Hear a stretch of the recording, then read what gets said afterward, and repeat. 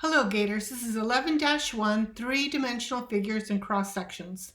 I can identify three-dimensional figures and their relationship with polygons to solve problems.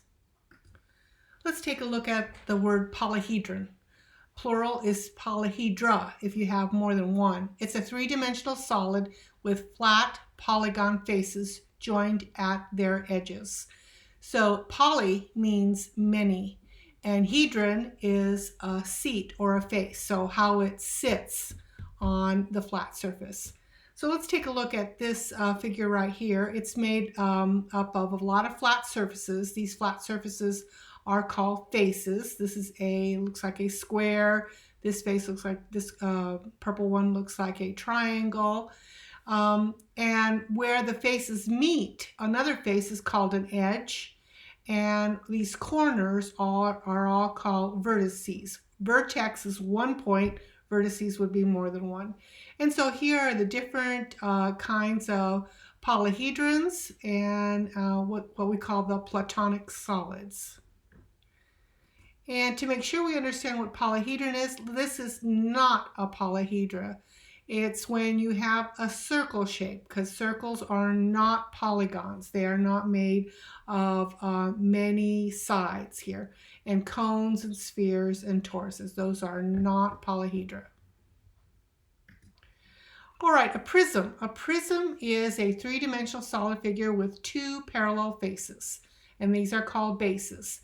So you can see this five-sided figure and this sided five figure are congruent and they're parallel. This triangle and this triangle are congruent and they're parallel. The green ones, congruent and parallel, and these 1, 2, 3, 4, 5, 6, 7, 8 octagon and octagon here are parallel and they are congruent. So now let's talk about taking this right rectangular prism. It's a prism because it has this idea of parallel and congruent faces. Triangular comes from the fact that these faces are triangles, and right means it's standing straight up. So how many faces do they have? How many flat surfaces? Well, we have one on top, one at the bottom, and we have three going around, so this is 5. Vertices are these corners, 1, 2, 3 on the top, 1, 2, 3 on the bottom, so there's 6 altogether. And edges, these are edges right here. Let me go ahead and take a color here, and I'll just go ahead and outline them. This is 1, 2, 3. And of course, this bottom will have 1, 2, 3. And then we have these going on the sides, 1, 2, 3. So altogether we have 9 edges. Let's do it again. And this time we're going to use this figure. And again, we're going to do faces, and we have the front and the back. So that's 2, and then we have 3 going around. So that'll be 5 faces. And edges, I'll go ahead and, vertices. And these are all the corners, 1, 2, 3, and then 1, 2, 3 in the back. So that's 6. And then edges, I'm going to go ahead and outline them again. 1, 2, 3. And again, 1, 2, 3, and then 1, 2, and 3 going around. So that's 9 altogether. All right, let's go to the next one, which is a rectangular prism because it's made up of rectangles. And let's go ahead and count the faces. We have 1 on the top, 1 on the bottom, so that's 2. And there's 4 going around here. So that's going to be 6 faces altogether. Vertices are the corners, 1, 2, 3, 4, and then there's 1, 2, 3, 4 at the bottom, so that's 8. And edges, I'm going to do in a color, and we have 1, 2, 3, 4, 1, 2, 3, 4, and then there's 4 going around, so that's going to be 12. Let's do this one more time so that you can see. We're going to count the faces. We have one here in the top, we have one in the bottom, and then we have 1, 2, 3, 4, 5 going all the way around. So there are 7 faces in this pentagonal prism because it's shaped like a pentagon here. Now let's talk about vertices. There's 1, 2, 3, 4, 5, and on the bottom there's 1, 2, 3, 4, 5. So that's 10 altogether.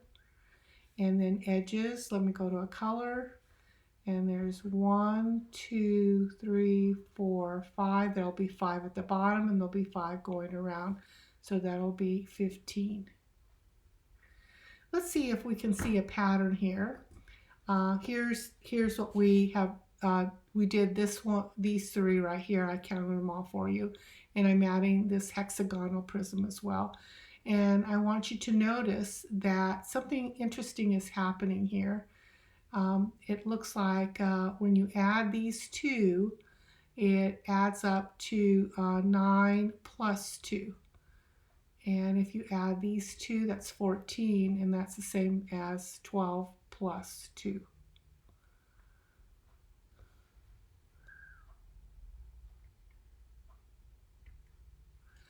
Okay, so it looks like the pattern is, if you add these 2, it'll equal to the edges plus 2. Let's see if this works for a pyramid. A pyramid is a polyhedron with only one base, so we don't have 2 bases. And the faces are going around are always triangles. So let's go ahead and count the faces. Well, there's a face here at the bottom, 1, and there's 4 going around. So there's 5 faces here. Vertices, there's 1, 2, 3. Let's go ahead and draw them. 1, 2, 3, 4, and then 5. So there are 5 vertices. And let me grab another color here for edges. So there's 1, 2, 3, 4, 5, 6, 7, and 8. And this is 8. And let's see, if we were to add these 2, they would equal 8 plus 2. So it looks like the formula might work for a pyramid. And so remember, we just did this one. There were 1, 2, 3, 4 faces because this is a triangular pyramid. There are vertices 1, 2, 3, 4, and edges. There are 3 at the bottom and 3 going around, so that is 8. And this is the one that we did a few minutes ago, 5, 5, and 8. So this is 5, 5, and 8. Oh, I'm sorry, 5, 5, and yes. 5, 5, and 8. And I think I have this one wrong. This one should be 6. Let me erase that one. So this was, oops, my eraser is here. Okay, so this is supposed to be 6. There were 6 edges, 3 going around and 3 going around here. Okay, over here there are faces. There's 1 down here and 5 going around, so that's 6. Vertices, there's 5 along here and then 1 up here, so that's 6. And edges, there's 5 down here, 5 going around, so that's 10. Okay, and it looks like it's happening again. If I were to take this color and I were to add these 2, oops, I need to put the adding in the other place. If I were to add these 2, then that would be equal to 6 plus 2. And it looks like it's happening here. And it looks like it's happening here. So Euler's formula looks like it's working for a pyramid. So this is called Euler's formula, and Euler's formula says that if you add the faces and the vertices, that equals to the edges plus 2. And so there's our formula. Now, how's that going to help us? Well, let's answer this question. If I have a polyhedron with 12 faces and 30 edges, how many vertices would it have? So we're using this formula up here. F plus V equals E plus 2. So this would be the number 12 plus V equals edges plus 2. So now we have a formula, and we can see 12 plus V is equal to 32. So V, it would be equal to 20. There would be 12 vertices. Now let's go ahead and work this other problem. And the question says, hey, can you have a polyhedron with this number for all its faces, vertices, and edges? So let's go ahead and write out the formula and substitute it in and see if it works. So the faces are 4, and the vertices are 5, and the edges are 8 plus 2. That does not work, so the answer is no. You can't have these three numbers for a polyhedra. Okay, now let's talk about this new word called cross-section. A cross-section is the intersection of a figure in three-dimensional square with a plane. A cross-section is the face you obtain by making a slice through a solid object. So for instance, if you were to make a slice through a loaf of bread, that slice face has this kind of a shape. If you were to slice a cucumber, the face that you would get from that slice would be this shape right here. And if you were to slice a log of, say, cheese or meat or something like that, the cross section would be this. So let's go ahead and slice through different polyhedras. If you were to draw a plane that intersects the sphere at only one point, it would look like this. The face would be just touching the sphere. Now, what if you were to take the plane and just touch it at the edge of a cylinder? You would be getting a line segment. This would be the points that are both in the plane and in the solid.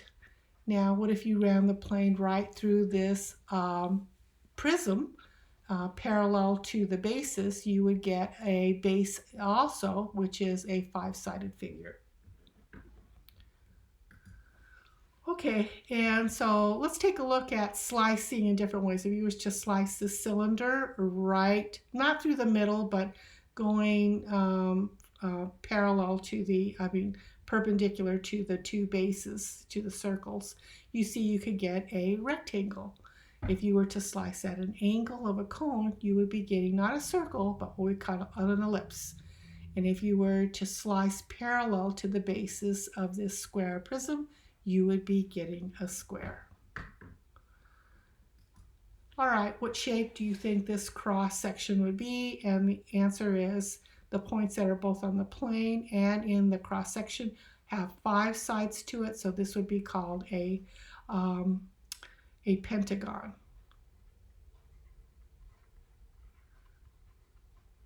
Because it has 5 sides. Okay, let's practice this. Here's the plane cutting this pentagon, pentagonal prism, so it would also be a pentagon. Now this one is slicing the cylinder, and this would be a rectangle. That would be the points in common in the plane and in the prism. If you were to slice parallel to the base here, you would get a circle. And if you were to slice parallel here, you would get a 1, 2, 3, 4, 5, 6-sided figure, which is called a hexagon. That is an H. And if you were to slice it across here, this looks like a square prism. You would be getting a square. And here, if you were to slice through this pyramid, going through the vertex and perpendicular to the base, it looks like you're going to be getting a triangle. And not just any triangle, it would be isosceles. And this is the end of the screencast.